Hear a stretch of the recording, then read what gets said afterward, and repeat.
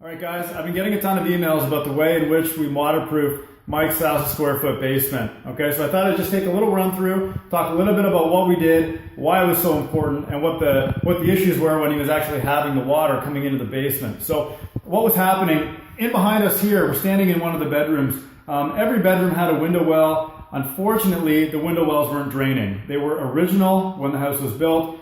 The house is about 60 years old now. We're talking mid-1950s build, right? The problem with that is that back in the day, they didn't do things the way that we do now. The permits weren't the same. The drainage wasn't the same. They used to use old clay tile. There was no big O pipe. Everything was different. So what we had to do is get a little bit creative here. First, we had to find out what's going on. Why aren't the windows draining? Okay. So in this situation, because there was no big O pipe at all, there wasn't even clay from the window down to the weepers. Okay. We actually had to excavate outside all five or six windows in this basement. We had to dig down. We did it with a hydrovac truck, and we had to get down to the footing. Okay. Now the house is built on something called the footing, which is a big slab of concrete that your foundation walls are built on top of. Okay.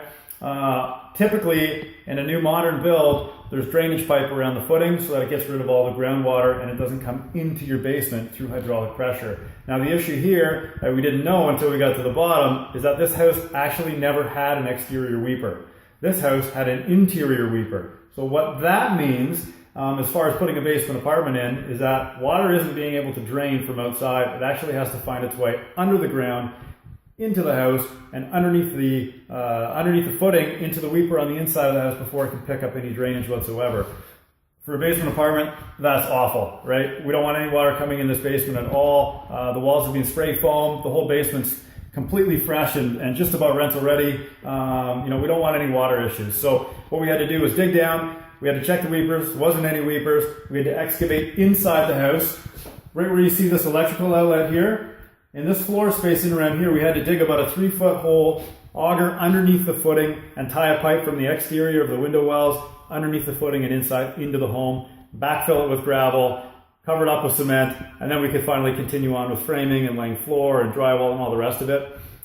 This was really a really important step because, again, we don't want any water issues down the road. We want to have this to be a very maintenance-free property. We don't want to have any cash flow issues down the road with having to come back and do repairs again. Pretty important here. If you have any more questions about this particular repair or anything else that we do, you can email me at info@rwcarinvestment.com. You can follow us on Facebook, Twitter, and you can check my website at rwcarinvestment.com. There we've got a blog. You can follow that as well and keep updated on all the different things we're doing.